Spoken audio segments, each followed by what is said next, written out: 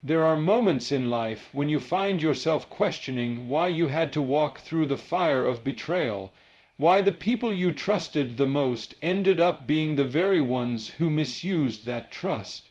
It hurts when someone takes advantage of your kindness, when your love is twisted, when your heart is used like a tool for their selfish gain. And what makes it harder is that sometimes it's not strangers who wound you, it's the very people you allowed closest to your soul. But here's the truth you need to hold on to. God does not stay silent when you are misused, when your spirit is trampled, when your worth is ignored. He sees the manipulation, the lies, the deception, and he acts in ways that go beyond what you could ever imagine. You may not see it immediately, you may not even understand it in the moment, but God's hand is never absent in your pain.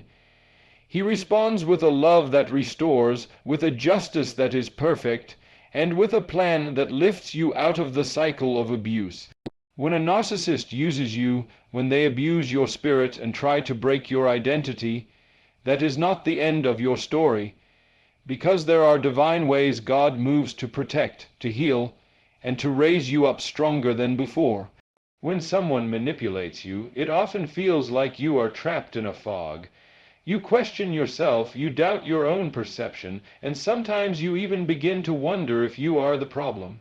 That is exactly how a narcissist works. They twist reality, they shift blame, they use gaslighting as a weapon to keep you confused and weak.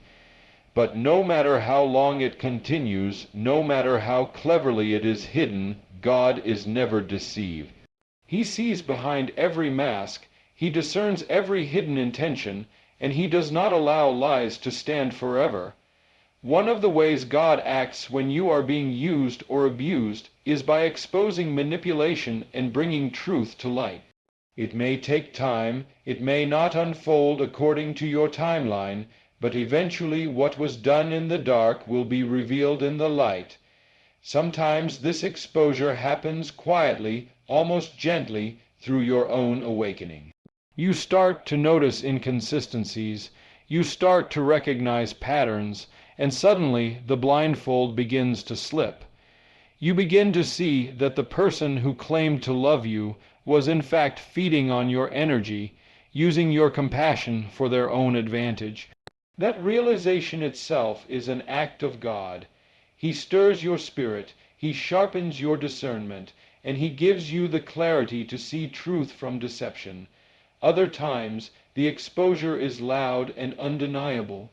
Circumstances shift, secrets get revealed, and the mask of the abuser falls off in front of others. The very lies they tried to build their power on become the very rope that unravels their influence. It is not just about God showing you who they really are. It is also about God showing others. A narcissist thrives in secrecy, in creating one image for the public and another behind closed doors. They manipulate perceptions, making themselves appear charming, successful, or even spiritual, while in private they drain and destroy.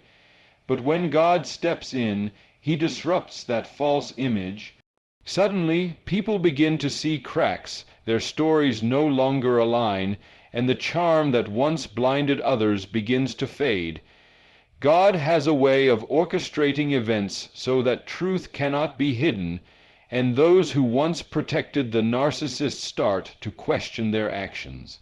This act of exposure is not meant to embarrass you, but to free you. You cannot heal in denial, you cannot grow in darkness, and you cannot protect yourself if you believe the lies you've been fed. So God, in his mercy, allows truth to rise. It can be painful when it happens, because with exposure comes the shattering of illusions. You may have to accept that the person you loved, the person you defended, was never truly for you. That pain is real, but it is also the doorway to freedom. Because once you see the truth, you can no longer be controlled by the lies. Exposure also brings justice into motion. For a time, it may seem like the manipulator is winning, that their words carry more weight than your pain, But God's justice is patient and precise. He allows the truth to come forth at the right moment so that it serves His purpose in your life. That might mean protecting you from further harm, cutting off toxic ties, or even humbling the abuser so they cannot continue their cycle with others. Sometimes you will watch them lose the very things they boasted about because their empire was built on dishonesty. Other times, God's justice comes in the form of you rising stronger while they fade into irrelevance. Either way, His exposure is never in vain, and while the narcissist may fight to keep their lies hidden, there is nothing they can do to stop God's hand. He uncovers what needs to be uncovered. He whispers into your heart so you cannot ignore the truth anymore. He places people in your path who confirm what you feel inside. He creates circumstances that force the mask to fall, no matter how hard the abuser clings to it. That is His way of protecting you and reminding you that you are not alone in the fight. It is important to remember that God's timing in this exposure is deliberate. You might wonder why it took so long, why you had to suffer so much before the truth was revealed. But every delay is part of His greater plan. He waits until you are strong enough to handle the truth, until the exposure will serve your growth rather than break you further. He waits until the moment when bringing lies into the light will not only free you, but also prevent more damage. His ways are higher than ours, and though the waiting is painful, the outcome is always purposeful. When truth comes out, it is like chains snapping off. Suddenly you are no longer under the illusion that kept you tied down. Suddenly you find strength to set boundaries, to walk away, to rebuild your life without fear. And even though exposure may leave scars, those scars are proof that God's light has touched the darkest parts of your life. They become a testimony that deception cannot hold power forever, that no manipulation can hide from God's gaze. The same God who sees your tears in silence also sees the schemes formed against you, and He ensures that one day, in one way or another, truth will be known. When you've been used, manipulated, and broken down by someone who only cared for themselves, one of the deepest wounds you carry is against your own sense of self. You start to question your worth, you doubt your value, and you wonder if you are truly deserving of love and respect. That's exactly what a narcissist wants, because their power thrives on your broken identity. They chip away at your confidence, they distort the way you see yourself, and they want you to believe you are only as good as what they need from you. But God does not leave you in that place of brokenness. One of the ways He acts in your life after abuse is by restoring your identity and strengthening your spirit. He takes the shattered pieces of who you thought you were and begins to build something stronger, something unshakable, something rooted not in another person's approval, but in His truth. The first thing God does is remind you that your worth has never been defined by what someone else thought of you. A narcissist will make you believe you are small, powerless, or even unlovable without them. But God whispers a different story. He reminds you that you were created in His image, designed with intention, and placed on this earth with purpose. Even when others belittled you, He never stopped seeing your true value. That reminder doesn't come all at once. It unfolds little by little. A verse that speaks directly to your heart, a moment of unexpected strength in the middle of your pain, a quiet assurance that you are not forgotten. Each of these moments is God rebuilding your identity piece by piece. Restoration also comes through healing the lies you believed. When you've been told repeatedly that you are nothing without someone else, or that your voice doesn't matter, or that your feelings are invalid, those lies dig deep into your soul. But God begins to uproot them. He replaces lies with truth, fear with courage, and shame with dignity. He sends people who affirm your value, opportunities that remind you of your abilities, and experiences that reveal just how capable you are. Every step forward is evidence that he is restoring what was broken and strengthening what was weakened. This process also strengthens your spirit in ways you may not immediately recognize. At first, you may feel weak, drained, or even lost. But over time, you begin to see that surviving what you went through has given you resilience. You begin to notice that your faith, tested in the fire of abuse, has become sharper and more real.